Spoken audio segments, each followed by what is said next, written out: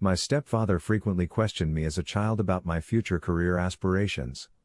I answered instantly and clearly for the entire world, a magician. He snorted at her response. That's not working, son. Putting on makeup and dancing awkwardly at social gatherings is not a marketable skill. You should probably start your search out there. To which he said, I said a magician, not a clown, asshole, to which I objected. As I have always been skilled at doing, that got me a nice throttling. Regrettably, he was correct, I never became the next hairy handcuff Houdini. Following his suggestion, I cast my gaze westward. Because of that, I decided to become a police officer. I wish there was some high-minded justification for that decision on my part, like some grandiose notion of changing the world one life at a time. However, in my mother's words, only the devil fiddles with lies. I was a graveyard guard for 6 years. My night shift was assigned to me because of my seniority. In all honesty, I didn't mind too much. Not that I knew about at the time. The first watch began at 10:31 p.m., 22:30, and lasted until 7:15 a.m., 7:15 a.m. While everyone else was sleeping, I'd be keeping an eye on the streets. Only the monotonous beep of my turn signal and the coast-to-coast radio kept me company. Dispatch was kind enough to send out a safety check every hour or so to ensure that we were staying alert. They're nice, but you don't really need them. 02:30 on a Monday morning is not the time for anything significant to occur in Colby. With only 5,500 people living there, crime was minimal and the pace of life was relaxed. Traffic violations, marital disturbances, and even underage drinking were among the occasional petty crimes that occurred. There wasn't much for the town's youth groups to do, so many turned to drinking instead. We were as far out in the country as Thomas County got. Near the center of all routes. There are neither tall trees nor gentle hills.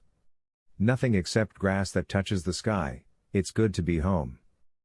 At 2:45 in the morning, a 21 to 3721 criminal trespass was radioed in by the soothing robotic voice of dispatch. Even before I knew the specifics, I had a feeling about where I was going. I got on the freeway, cranked it up to 70, and just kept it there as the city lights faded into a blur behind me. The Windsor Mill grain elevator silos could be seen from 15 minutes distant. There was a time when thousands of bushels of grain were stored in the enormous buildings. But tragically, a fire broke out and spread throughout the building, taking the lives of 4 employees. Due to financial failure, the elevator was condemned and closed, but it was not completely abandoned. Ralph Windsor, who made the emergency call earlier, still owned the ancient, burnt skeleton. Trespasser calls were par for the course in Windsor, as the area had become a magnet for curious sightseers and easy targets for criminals. While he considered the location to be as useful to him as a severed leg, he never stopped defending his destroyed possessions. In order to get the cruiser onto the dirt route that headed downhill to the gate, I dragged it. Hunched over, Ralph Windsor waited beside his truck. His wrinkled face was framed by a thick mat of hair that sat greasy atop his head. I welcomed Ralph as I walked up the gravel path toward him, saying, "Evening, Ralph. Kids trying to sneak back into the pool?" He looked at me deadpan and tweezed out another cigarette, his nasal accent guiding his voice. "Something different, I think." I entered the gate and crossed the abandoned lot after him. The silos towered over us in 15-foot clumps, like massive tombstones scorched by a massive fire. The warehouse was crumbling next to them, its roof in shambles and its lower half taken over by nature. My nose was scratched by a wind that smelled like rust. As a result of the incident, some safety concerns and inadequate evacuation procedures became apparent. Windsor has never shown much interest in discussing the specifics, even when pressed by the media. Although he was nearing 83, he walked with the confidence of a farmer. I sawed a hole in my fence and I'm sure there was a camera there to record it. I caught them skulking around in the basement. I figured it was just a bunch of brats coming over to play tag. Nah. There were men down there, making noises I'd never heard before in my life of hooting and hollering. This is just a load of meaningless jargon. We trudged around the dreary north side of the silos until we reached the basement door, a gaping hole carved into the concrete. Were you able to count how many you heard?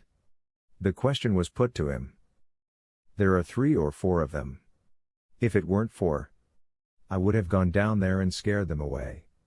It seemed like there was a scuffle, like they was fixin' to injure someone down there. His sun-drenched visage slackened. Inquiring minds want to know, do they appear to be armed? Do I hear gunfire? After shaking his head, he said, not that I heard. A cloud of dust rose at my ankles as I squirmed through the opening. Just go on home now, Ralph. Where do you want me to take it from here? He had said something as he left, but I never heard it. I pointed the beam forward and followed the graffiti-covered walls. Every time I visited, there seemed to be a new batch of whatever it was that I was looking at. A doorway to my left led into a large concrete room filled with various pieces of equipment. Soot and grime have fossilized the ancient pulleys used to haul supplies up the silos funnel. A noise echoed from the shaft behind me as I proceeded to take a closer look. Every stride I took after it sent up clouds of ash dust.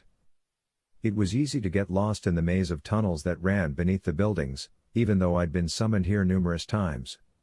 It was like going down someone's black throat into their gut, where the odor of rotting grain lingered. The blackened soot of the fire still clung to large sections of the walls. I could only hear the dull thud of my footsteps and the excessive pounding sound since I had been cut off from the rest of the world. Suddenly, I got a whiff of something vile, a putrid aroma that transformed the shadowy pharynx into a shadowy colon. I put my palm over my mouth and blew it out so I wouldn't breathe it in. As the darkness receded, my torch's beam flickered and focused on a form leaning against the wall. A man. His head and neck were slouched and he hung awkwardly. He appeared to have fallen backwards out of the room and slammed into the wall opposite from him. If the blood trail behind his head is any indication, he took a nasty tumble. His hoodie had numerous rips and a knife handle protruded from one. Puncture wounds, at least 6 stabs. Then I understood that the foul smell I'd been experiencing was coming from his digestive tract. As I got up to see whether he was still alive, I heard a tremendous thump from the room he was facing. The difference is that this time there was a satisfyingly loud wet crunch to accompany the sound. Leaning down with my sidearm at the ready, I peered inside. A figure's arms jerked wildly up and down in the shadows. It was followed by the squelch of something biological, echoing once more. With my revolver drawn and my flashlight illuminating the area, I swung around the corner. Police. Raises hands. The ground was jolted by the impact of something large. The thing recoiled suddenly and scampered away, its white face gleaming with blood. The man pleaded in a childlike voice, "Please." His eyes wide with fear. Noosing one of his wrists with duct tape. I told him to get on the floor. He made no objections. Between us lay another man, his face replaced by a red, squishy trench. Bleeding continued to spurt out of the drooping skin. The ground was punctured by teeth, bones, and brain matter. One of the eyes was smashed into the nose. The murder weapon, a large piece of discolored concrete, lay next to its distorted form. I had to turn away, and it hurt. My stomach tightened with the urge to throw up, but it quickly relaxed. We'd been taught to keep our cool in the face of pure pandemonium precisely for times like these. Death was inevitable, and you saw it in all its forms even in Sleepy Colby. My teacher always emphasized the need of maintaining control. If you're having trouble focusing, just tell yourself, take a deep breath, put the ideas somewhere else, board them off somewhere for a therapist to pry open, I don't give a shit, just get the job done. I walked on past the dead body and handcuffed the shaking man, reading him his Miranda rights and searching his belongings. Do you recognize these privileges? He remained silent, his eyes fixed on the floor as if they were thousands of miles away. The second time I requested, answer the question, I had to help him back up to his feet. Do you recognize these privileges? His blood on his neck was already drying into a flaky crust as he mumbled, they wanted to make me an angel. A shining cherub. How about you introduce yourself to me? His head whipped around, and his sparkling eyes locked on mine. Say it with me now, angels. At least, that's what they kept repeating. I didn't go for it. In a word, They were awful human beings. Drugs. LSD or ketamine come to mind. Something must have been going through his body at breakneck speed, confusing his systems. Suspects like this one frequently lacked coherence, as if the devil were always whispering in their ear. The fact that he was naked only added insult to injury. He had nothing to show for his life except the crimson and soaked clothing on his back. I have a few dead bodies at the Windsor Mill grain elevator, 10 to 40 to dispatch. Suspected murder. I have the suspect under my control. The speaker snapped, "Copy that. We're dispatching what we have your way." Without listening to his ravings, I led the man to safety. I would have offered my left testicle for a breath of fresh air at that point. Then I saw a gigantic circle with 6 concentric rings inside of it, and that's when I stopped and stared. More than just a tag, the red waxy residue was spread out across the wall rather than sprayed on. Gray chalky inscriptions covered each ring, leaning and spiraling toward the centers of the rings. Reading it was out of the question for me. The inscription seemed like it had been scratched into a cave wall. My stomach lurched slightly, and the feeling only got worse as I traced my finger down the walls and saw the same sigil scrawled over and over again. Celestial-shaped cult crests. There were a few empty jars lining the wall, and one of them was broken. A flash of blackness appeared in the corner of my eye and darted forward. The light was swung in its direction. There was a gray cat waiting patiently in the doorway, its freshly caught mouse still writhing in its teeth. I kicked some dirt in its direction, and it ran screaming through the shadowy corridors. Suddenly, the man in handcuffs pushed forward as if he were about to throw up, tearing free of my grip. With the taser in hand, I prepared for his inevitable escape. Just wish that was the case. Instead, he rushed back and forth across the room. A swarm of bees seemed to be smothering him after the third or fourth time, and his running slowed and changed into twitching, frantic fits. Considering his shattered brain, I wasn't surprised. The moment his throat opened and a cry of unimaginable horror escaped, I realized there was something else besides blood and shite in the air, something burning. As the smoke began to rise from his body, he sat up.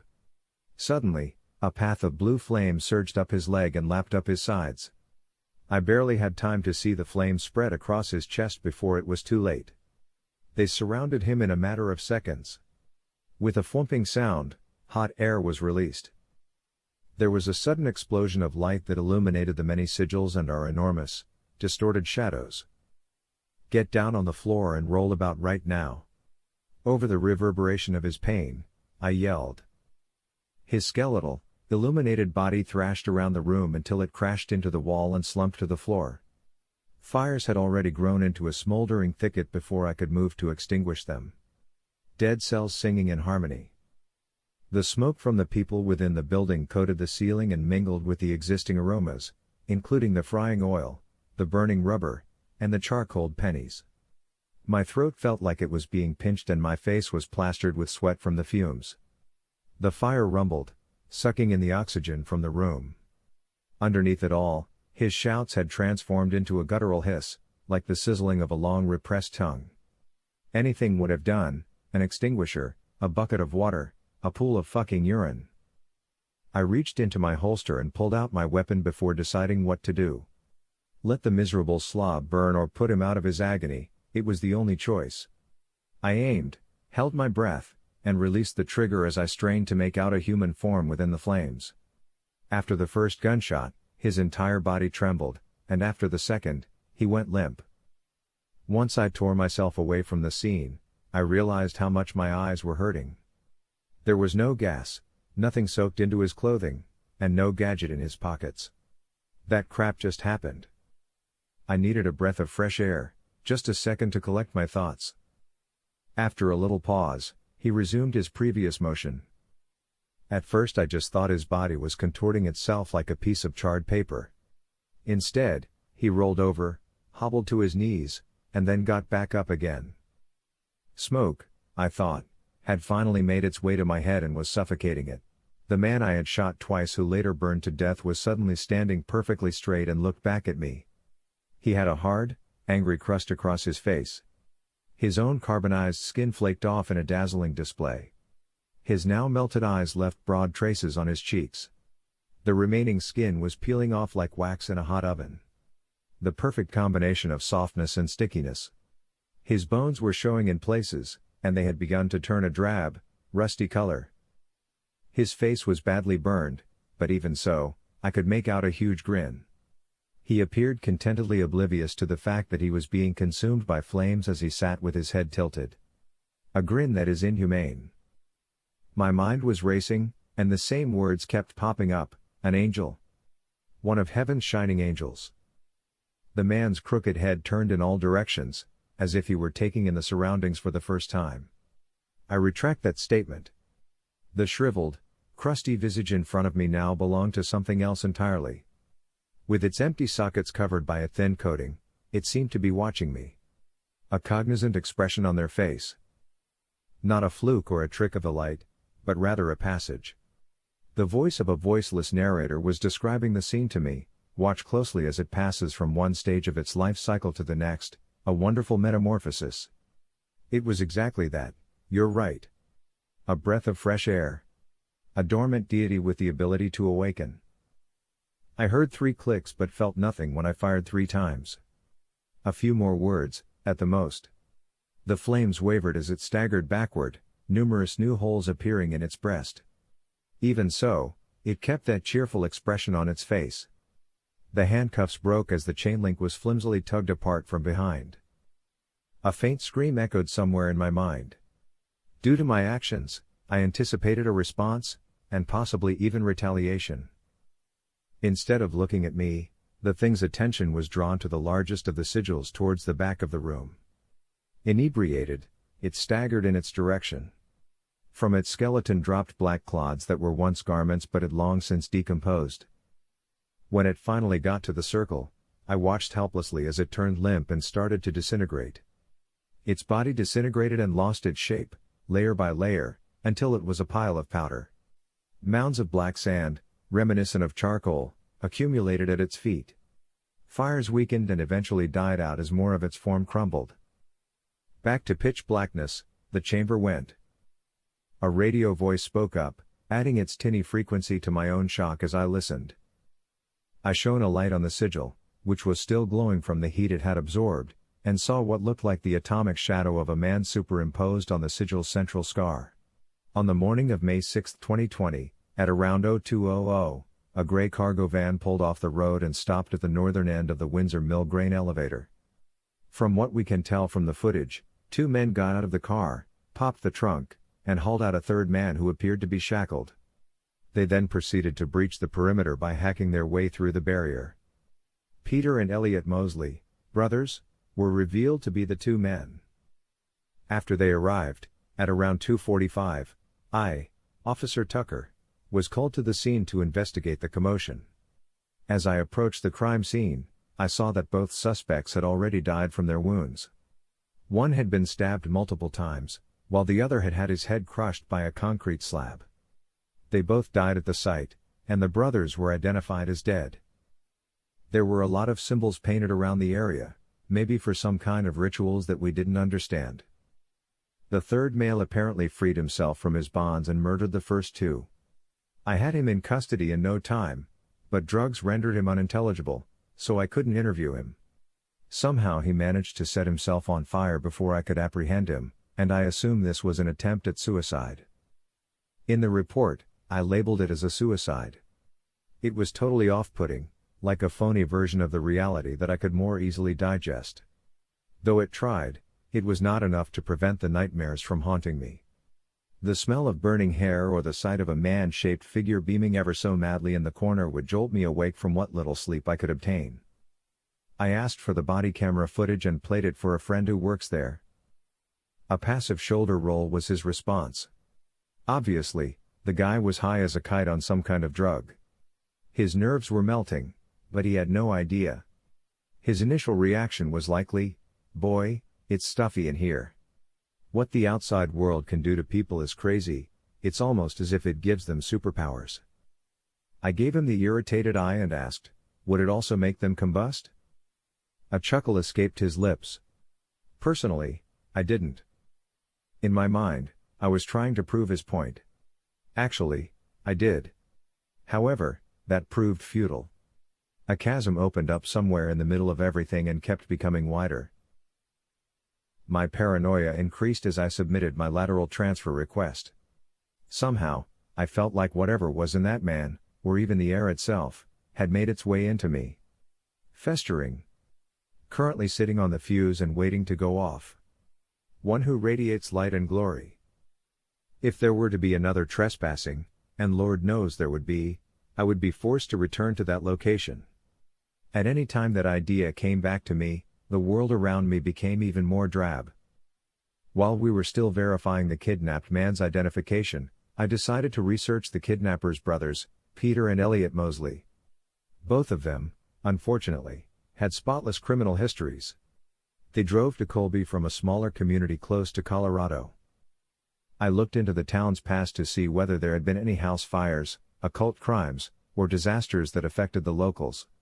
It's true, I was in a dire situation.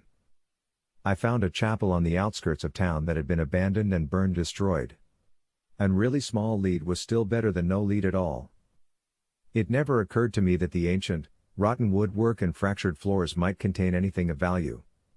But there, hidden in the shadows along the blackened exterior wall, was the familiar faded shape of their insignia. Wow, it's the same one I'd seen. There was a strong possibility that a hand had streaked a black smudge across it, albeit this was not entirely clear. Concerning the significance of the symbol, I discovered online that someone had converted one of its rings into an obsolete Hungarian alphabet system. Free of flesh. Truthfully, I'm frightened to keep going since I have no idea how far I'll get. The significance of this event is unclear. Were they all torturing people out there? Is this happening right now, in some other charred and forgotten location? Despite my uncertainty, I knew that even the angels burned in the dank corridors of Windsor Mill,